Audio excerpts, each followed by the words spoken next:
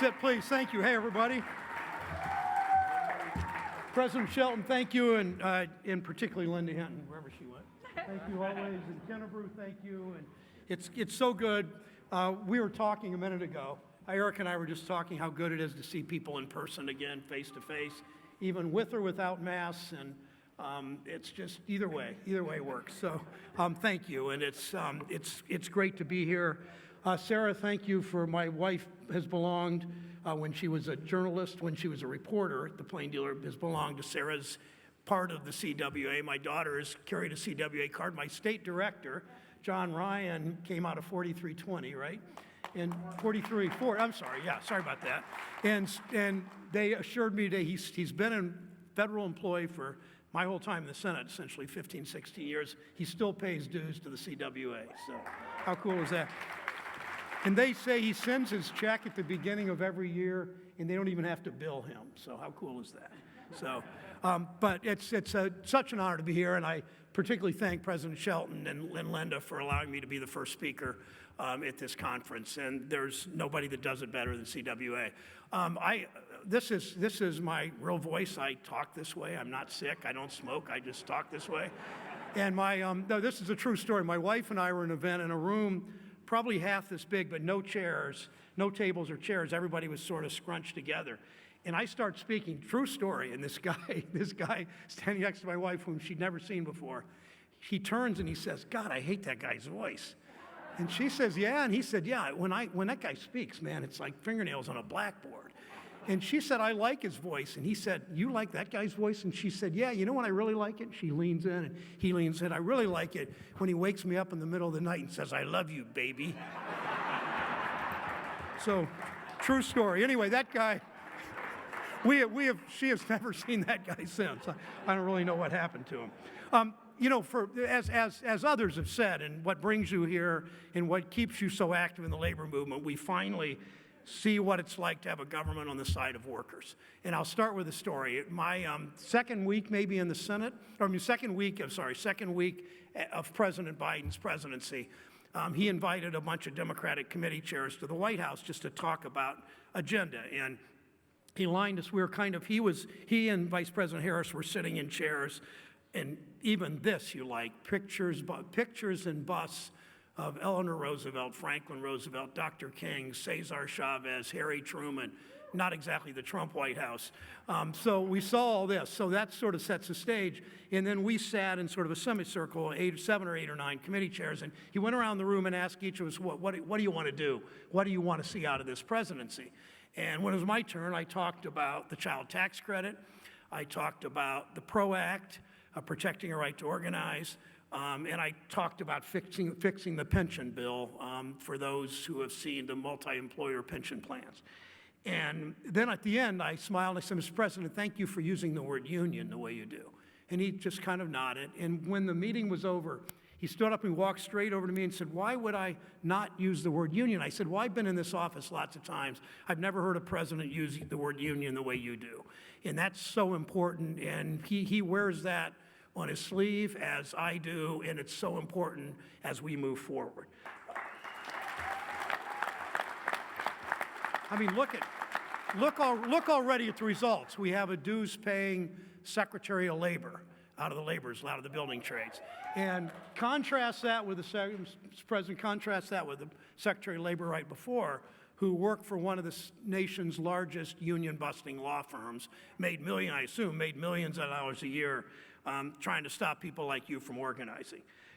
We have a National Labor Relations Board that actually looks out for workers and is willing to go after corporate union busting. We passed the most pro-worker infrastructure bill it may be in history, I think in history. And I think about that because president after president promised to do infrastructure. It took this president in this new Senate to write an infrastructure bill, and when we wrote it, it had a whole lot about Buy America, the strongest Buy America provisions ever written in federal law. Never again will we see the Bay Bridge in California built with Chinese steel, period.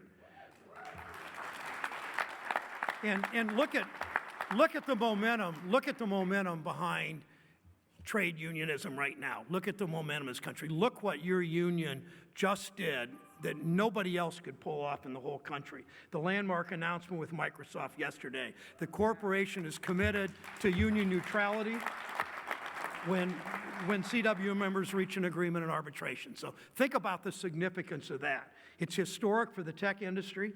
Kennebrew and I were talking a minute ago that this union's the only union that organizes any microchip manufacturing in the country in Pennsylvania. We're going to see more of that, if I have my way, working with Intel and with other companies. So essentially, because of what you announced yesterday, what this union announced yesterday, this company, the companies that own the 21st century are ones that recognize, that understand it's the workers who drive the success of the company, period. So I've told Amazon, I tweeted yesterday, Amazon, Apple, and Starbucks, start taking notes because we're coming after you next. You know, one of the things I like best, in Linda and Erica and a number of people here calling me to help with this, one of the things I like best is showing up at a work site when you're trying to organize, sometimes writing a letter to management or calling them, sometimes just showing up, other times maybe sending notes or emails to the prospective workforce, prospective union, the workforce, the prospective union. And one of my favorites recently has been going to Starbucks in Ohio, in Cleveland and Cincinnati, or Cleveland and Columbus. They've done overwhelming. One was unanimous. One, I think, had 1 or 2 negative votes. And when you go to a Starbucks to organize, it's pretty much everybody under 30. There's always 3 or 4 people with pink hair. It's kind of a different sort of union drive than I'm used to, but it really is important. And we know that younger workers now are more pro-union than any time in my lifetime. And this is the opportunity now to organize. Because you know what? Young people understand carrying a union card means better wages. Carrying a union card means health and pension benefits. Carrying a union card means you have some control over your work schedule. And that's something they never have. Let me tell a real quick story. There's a young man in my office from Youngstown, and he's probably 25 years old. He grew up in Youngstown. His dad was a steel worker, worked at a steel plant, was a non-union steel plant. And he always saw how his dad struggled, how financially didn't have a pension, health care wasn't particularly reliable. And he just recently got engaged to a young woman, also from Youngstown, whose dad, this is a coincidence perhaps, but her dad is a steel worker member at a different plant in Youngstown. And she said the contrast between their growing up, because her dad carried a union card and his dad didn't, was just night and day. My wife will tell you she's still alive today because her dad, a utility worker in Ashtabula for 37 years on the northeast corner of the state on Lake Erie, because her dad carried a union card, she spent a week 2 different times because of in Cleveland Clinic because of an asthma attack. But they never doubted that they had the right kind of insurance to keep her there and make sure she survived, and she survived in the most healthy way. And that's why Sarah, is so pro. She understood it from an early age. Let me talk about a couple of other issues. I grew up in Mansfield, Ohio, a union town in those days. I went to my junior high school is called Johnny Appleseed Junior High School. If that's not middle America, I don't know what is. And Mansfield Senior High School, and I probably had 400 kids in my graduating class. I walked the halls with hundreds of sons and daughters of machinists that work for Ohio Brass, rubber workers that work for Mansfield Tire, steel workers that work for Empire Detroit, auto workers that worked for Fisher Body, communication workers, building trades, carpenters' kids, electricians' kids, laborers' kids, operating engineers' kids. And they all had a chance at a middle-class life because they carried union cards. But we know what happened. We know that corporate America began to hopscotch the globe. First, they shut down production. They shut down the IUE plant, Westinghouse, 7,000 workers. It was before the merger with IUE and Westinghouse. They shut down production of company after company. They moved first to Alabama or Mississippi, but that labor wasn't cheap enough, so they shut down there, and then they moved to Mexico after NAFTA. And that labor wasn't cheap enough, and then they pushed through PNTR with China, and they ended up in China. And you know what that means. It's always the lowest wages and the least, with no benefits and no threat of a union. And there were a whole lot of politicians, including some in our party, mostly Republicans, but unfortunately some in our party, that passed tax policy and trade policy.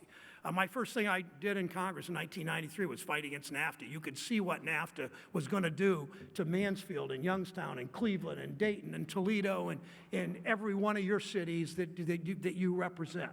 And it's, and now the whole country pays the price. One of the reasons we have inflation is because the supply chain broke apart. Why is that? Because the supply chain mostly wasn't in the United States. It was strung all over the globe. And but you know better than most unions. You know that it's not just manufacturing jobs. Call centers closed, downsized across the country and across industries, always trying to find the cheapest labor. And we know how many call centers went overseas. Companies move these service centers where they can pay workers less. Same old story, whether it's making an appliance at Westinghouse in Mansfield or a union call center in Youngstown, we know what happened. And just like when we lose these manufacturing jobs, often it's in smaller cities. And we also know CWA, no other union did it like you did, organize these call centers. They turned these jobs in call centers into real opportunities, not just a low-wage job, but a job that you could get benefits, a job you could build a career, a job you could get promoted, and that would be your profession, and it could help you join the middle class, and it made such a difference. I've talked with CWA workers in Ohio and Dayton and Youngstown and Cleveland. They often talk about how many people don't realize these can be good jobs where people build careers. It's why I introduced the U.S. Call Center Worker and Consumer Protection Act, which you know about. And we don't, most important thing to remember, we don't pit workers. This is really the single most important thing to remember about trade. We don't pit workers in the United States in Mansfield, Ohio, or in Ashtabula or Springfield, Ohio, or Scranton, Pennsylvania. We don't pit our workers against Mexican workers, against Chinese workers, because we want their standards to go up too. When we renegotiated NAFTA, we raised worker standards in Mexico so they have a chance to organize and join unions and bring theirs. And you know what will happen? Their people will be able to buy products made in the United States when they have better. I mean, that's the whole point of doing trade right. So I'll close with this. I've worn on my lapel this pen. It's a canary. It's a depiction of a canary in a birdcage. I was given this at a Workers' Memorial Day rally in April, I think, of 1998 in Lorain, Ohio, not far from where Linda lives, and to celebrate Workers' Memorial Day. And you know the story of the canary in the birdcage. The mine workers took the canary down in the mines. If the canary died from lack of oxygen or toxic gas, the mine worker got out of the mines. He had no union strong enough to protect him. He had no government that cared enough to protect him. He was on his own. And these workers too often have been on their own. We can't leave workers on their own today. That's the whole point of the labor movement. We can't leave entire communities on their own. I'll keep fighting for you and fighting for your jobs. When you love this country, you fight for the people who make it work. That's what the CWA does every day. I thank you for that. Thank you.